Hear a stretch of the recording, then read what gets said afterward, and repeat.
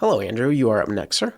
Hey, how's it going, Bart? Pretty good, man. So where are you playing out of? This is a New York City game, Okay.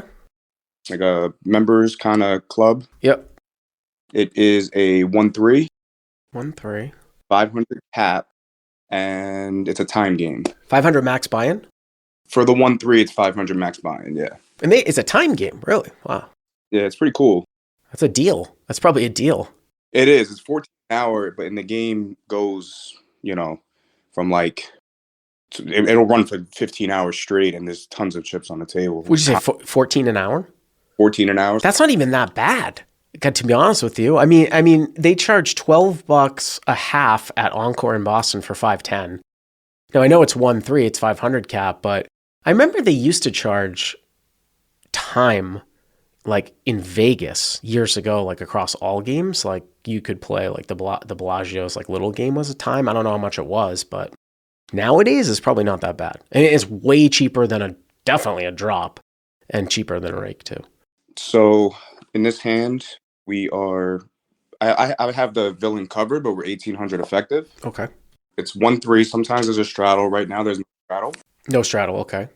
So there's two lippers up front. I'm on the button.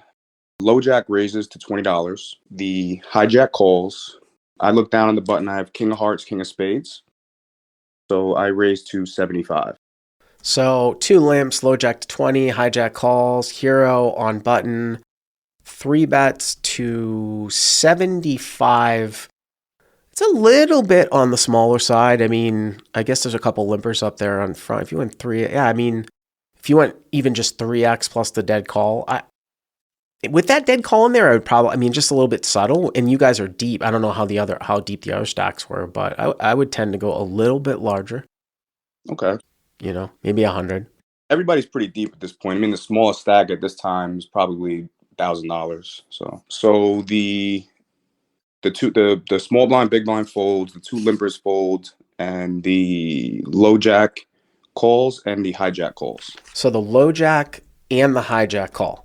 Yes. So you're dealing with you got a double flat there and the initial opener calls. So it's probably like 235, 240, something like that. Yeah, it's like I think it's like 245 with the dead money, 240, something like that. Okay, I'll put it up as 240. Okay. And the flop comes out jack of clubs, 4 of diamonds, 5 of hearts. Jack of clubs, 4 of diamonds, 5 of hearts. Not a bad flop for king. Yeah, no, I'm loving it there. Uh-huh. So the low jack checks, Mm-hmm. the hijack checks, and I bet 90. Okay. Bet's 90. So 1/3 would be 80, right? And again, I still think there's just like a little bit of live nuance where you can actually take a 1/3 sizing and make it a little bit larger just because you're getting there's just a wider range out there that calls you. So I don't mind the bet. So you go 90. Okay. Yep. The low jack calls and the hijack folds. All right. So next at calls, low jack calls, hijack folds. And then as I just cannot stress enough, especially if somebody who's sort of new to no limit cash games, because, in tournaments, hand reading isn't really all that important. I mean, sometimes it is, but it's more about like push, shove charts.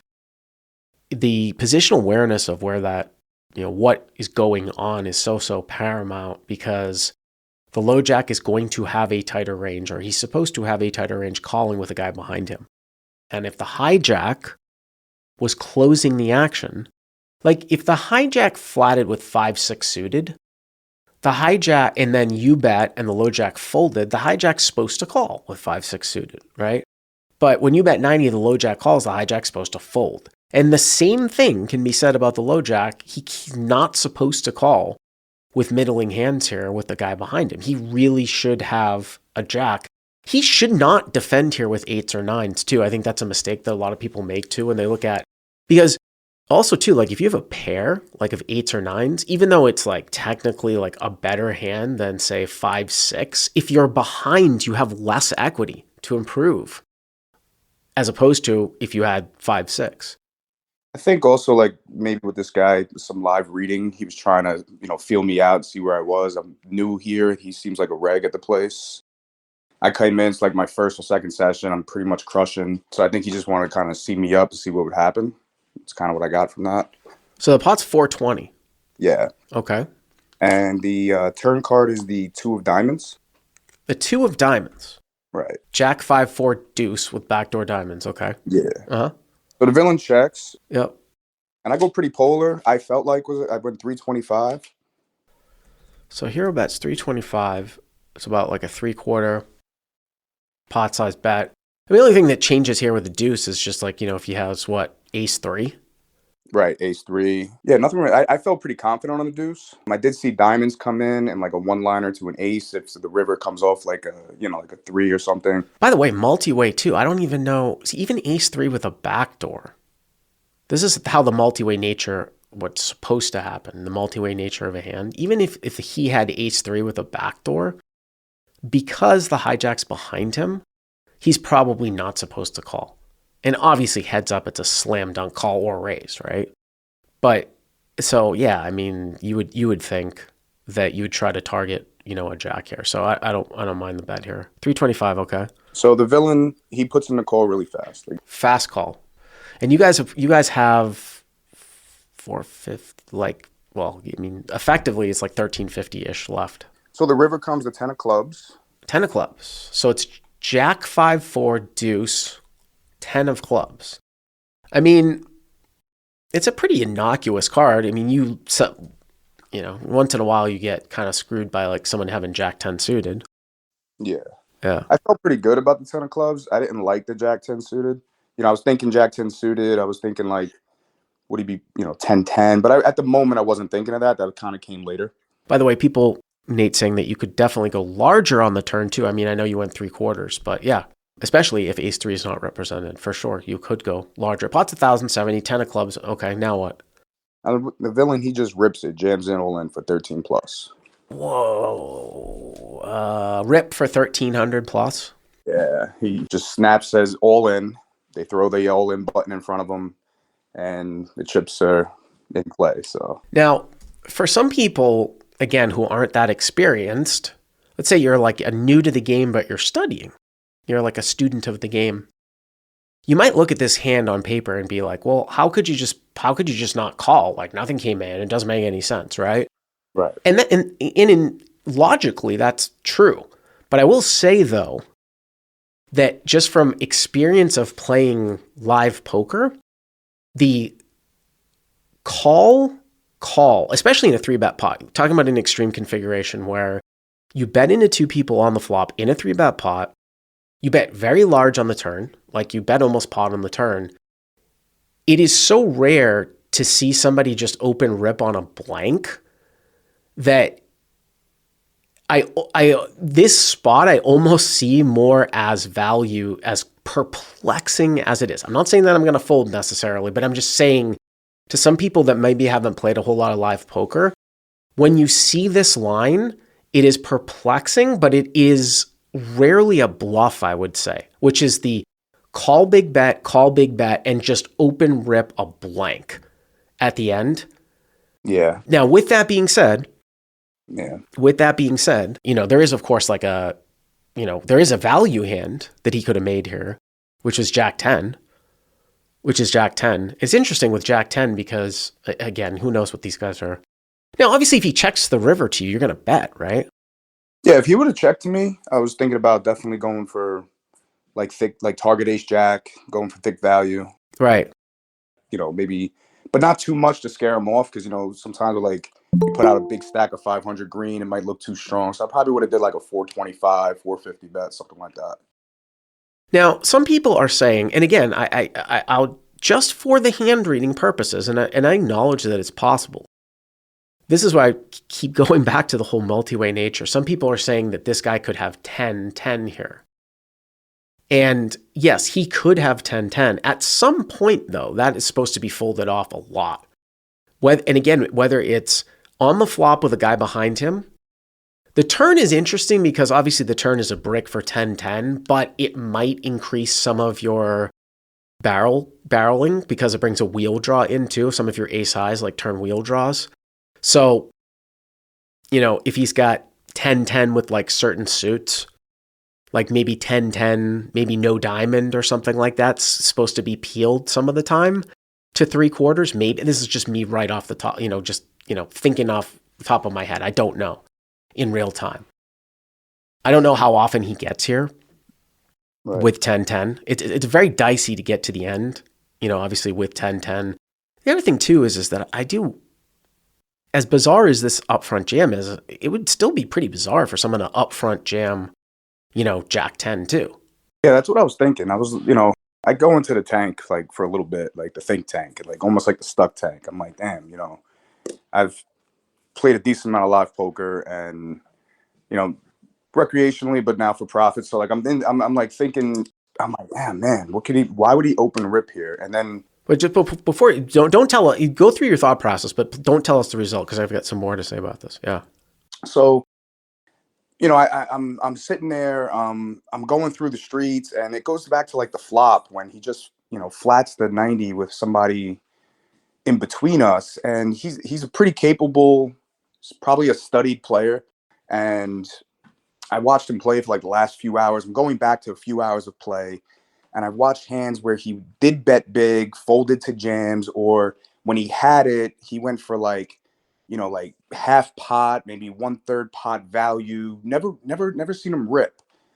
And like you said, though, most of the, I've done that. I've massively overbet ripped rivers with the nuts and gotten called off light. And so I'm like, I'm really in a tank here. I'm counting out, I have him covered, but he hasn't moved. He's like a rock. He's like stone faced. He's a rock. He hasn't moved. The chips didn't move. He's got just a bright all-in button in front of him. So let me say a couple other things too, Andrew, here about some other hands that people keep saying, like, oh, what if he has like a slow played set? And you said he was sort of, I think you said he was kind of reggy. I mean, of course he can have these hands, but he really shouldn't, as much as people think, because once the turn brings like the deuce of diamonds, and it's Jack 4-5 deuce of diamonds with as deep as you guys are, I feel like he's got to get some money in the pot. And then if you were going to play a hand, say he had like Jack or something like that, and you're going to play a hand like this, I do wonder if he was possibly going for a check raise on the river, although a lot of opponents will check back. I just feel like at some point he's going to put some money in before that. So I'm really torn here, because I know how whack job this line is, but at the same time, I mean, you're getting less than 2-1, blah, blah, blah. MDF says you should like defend down here with probably like 40 to 45% of hands. I still sometimes, I mean, if I didn't know anyone here, like whatsoever, I would probably lean more towards call. It's bizarre. It's definitely a bizarre hand. I'll say that. Yeah. So again, I was thinking back through all the streets, right? Pre-flop. And like you said, on the turn, I went about 2/3. If he had a set, obviously I have a hand. Why not start pumping the money in there? We put 3/4 in on the turn. Yeah. Start pumping some of that money in there. Why look for, because I could just the jam could cause me to fold later, or so I was pretty stuck for a minute, and he's like stone faced, stuck in his chair. So I said, you know what, let me shake this off. I start talking. I want to get him moving around. I'm like, I got to get this guy moving around. I got to get some. I already went through all the streets. I kind of know what I want to do, but I'm like, let me get this guy moving around and uncomfortable a little bit. So I start talking to him a little bit, kind of like, like, oh, what are you doing? Just trying to get something out of him. And then finally I said, all right, how much is it? I kind of knew how much it was, but I wanted him to have to move his chips around, get out of his seat. So he kind of pushes chips forward. He sits back. I know live reads are one thing, and I'm not trying to go too off of that, but he just tried to be so relaxed. Like he was trying to extra hard just to lean back and look like nothing ever bothered him. So I go through all the streets with all my process in the last 4 hours of playing with this guy, watching everything he did. And, I was like, damn, I don't know. He might have it here. So, so did you want the reveal? Yeah. So I ended up calling. Okay. I did. It was kind of like oh man, all right, this is tough. And I just slammed the chips, then like kind of like hard put the couple chips down over the line. And he does the muck position and says, nice call. So I turned over kings, and I couldn't wait fast enough for him to muck his card, so I never got to see what he had. But he mucked, and he went packing. So Well, and just to to round this call off, Andrew, and I know a lot of people disagree with me here, but even if you disagree with me in a casino, if Andrew's a new player to this private game that he likes, right, with this time game, what a place for you to just turn your fucking hand over right away when the guy says good call, as opposed to like wait for him to show his bluff. Now, I mean, I do that anyways in a casino, but we've gone back and forth. Me and Internet Land have gone back and forth with this, but you want to get invited back. Who knows what the relationship is. Absolutely crushing this game, right? I've been back a lot, so. All right. Thanks for the call, Andrew. I appreciate it.